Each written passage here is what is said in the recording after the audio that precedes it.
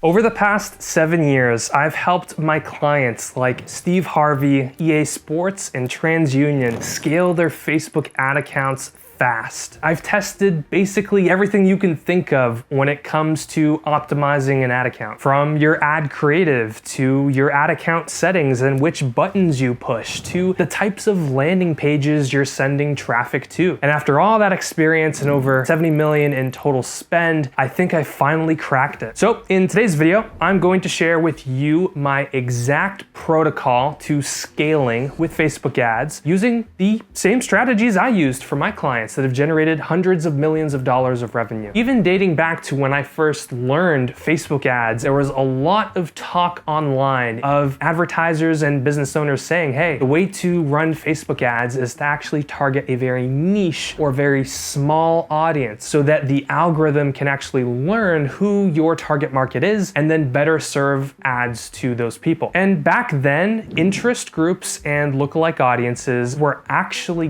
good investments for your business because the algorithm was nowhere near as sophisticated as it is today, with now trillions and trillions of data points for every individual user. When you select a niche audience, such as an interest group or a lookalike audience, even if it updates, you're still going to have a finite amount of people within your audience, which means if you have a winning creative and it's doing really well, you're inherently going to be limited at the scale level. You're not going to be able to vertically raise budgets to thousands and thousands of dollars a day without running into audience fatigue. Audience fatigue is where the audience that you're targeting becomes so saturated with viewing your ads, they no longer respond positively anymore. It limits the scale potential because it's a finite audience size, but it actually does another thing that is really bad for your ad account. When you do have a winner with an interest group or a lookalike, keep doing it, but you're gonna have to probably retest your ad creatives or find some other winning variation when you then duplicate it to broad targeting. So what a lot of people will do these days is they'll have an interest or a lookalike audience that is doing well for them in their ad account, and then they'll duplicate that ad over to a broad ad set with no targeting, and then they'll wonder why the broad ad set isn't doing well. And it's because you kind of screwed the ad up. When you have the ad in the ad set and it's getting spend and it's getting data, that influences the algorithm's decision-making process for future users that view that ad. And a finite audience like an interest or a lookalike, the users that are going to view that ad from that audience pool are not going to look like the majority of people that would react positively in a broad audience. The solution to all of the shenanigans that we just spoke about is extremely simple: broad targeting, no restrictions, highest scale, ceiling, and potential in your ad account. You're never going to have to worry about audience fatigue. You're not going to have to worry about the ad relearning when you duplicate it to broad. And then you're also not going to have to worry about paying a premium to reach an audience. Just pay the lowest cost possible. On to how to scale an ad account fast. And there's one thing that you absolutely have to have before you're able to scale an ad account in the first place. You need to have a winning ad creative, something that you've put a lot of money into. You need to have something that you have consistent trust with, that is going to produce X result during X period of time on average. When you have those things in place, that's when you can start to scale an ad account. Now, you just heard me talk about a winning creative. Let's reframe that word and move it over to a new word called control. Your control asset. The control asset is the asset that every creative test that you upload to your ad account from that point forward is trying to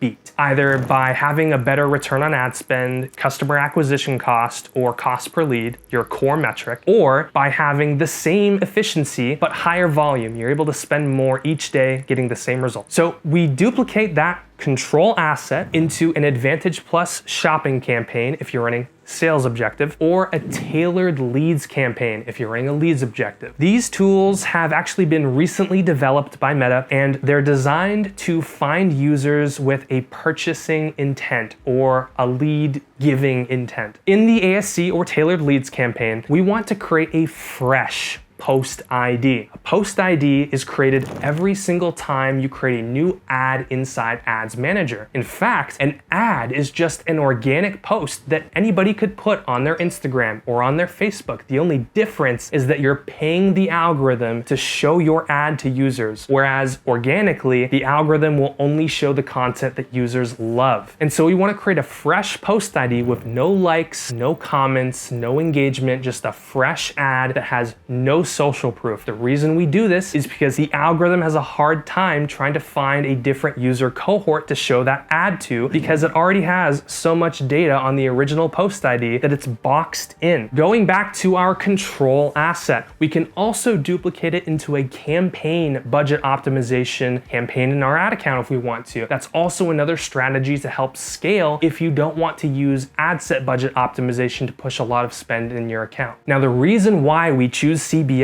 is because it is excellent for scale. It's not very good for creative testing because you don't get to force budget to certain tests and you're not going to get data that way. CBO is only going to push spend to the ad set that has the highest estimated action rate or the best cost, which doesn't give you creative learnings. There's going to be a lot of variance dynamically each day on Facebook. Some days are going to be really terrible when it comes to performance. It's very difficult to meticulously push each day the correct amount of money that you're supposed to spend. But with campaign budget optimization, you're trusting the algorithm to dynamically spend your money across all of your active ad sets in a way that fluctuates with the volatility inside Meta, so that some days certain ad sets aren't going to get a lot of spend, other days they're going to get a lot of spend when they would be really profitable for your business. Let's go through a hypothetical scenario. You just launched a new creative test a week ago, and Ads Manager is showing really good, promising results. You, as a very smart business owner, you want to double the sales of your Facebook ads, meaning you double the revenue of your business just by increasing the budget. Now, let's say right now it's spending $500 a day. If you wanted to double your sales, what budget would you select of these three options? $700 a day, up from $500, $1,000 a day, up from $500, or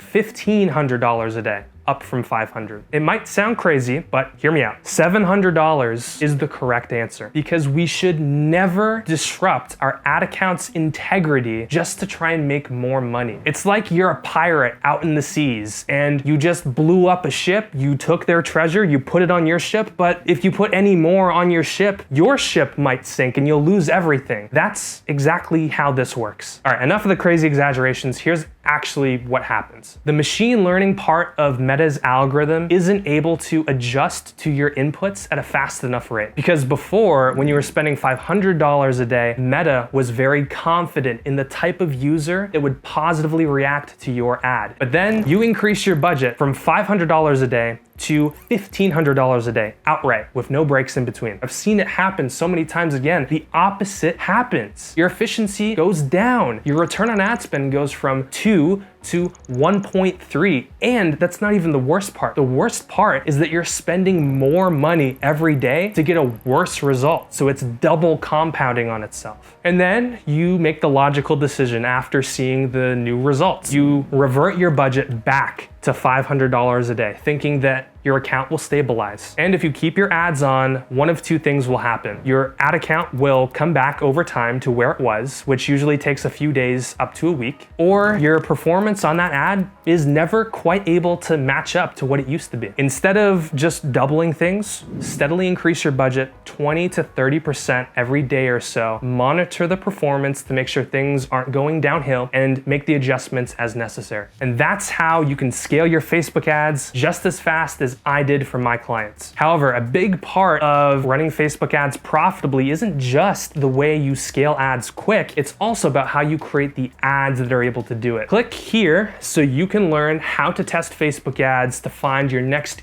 unicorn asset. Thank you for watching, and I'll see you in the next one. Cheers. Nunchucks. You know, I taught myself how to use these things. It took me about 2.5 to 3 months, many bruises. I almost bought one of those head wraps that allowed me to like not break my head when I tried to do a flippy trick that landed on, oh, it was terrible.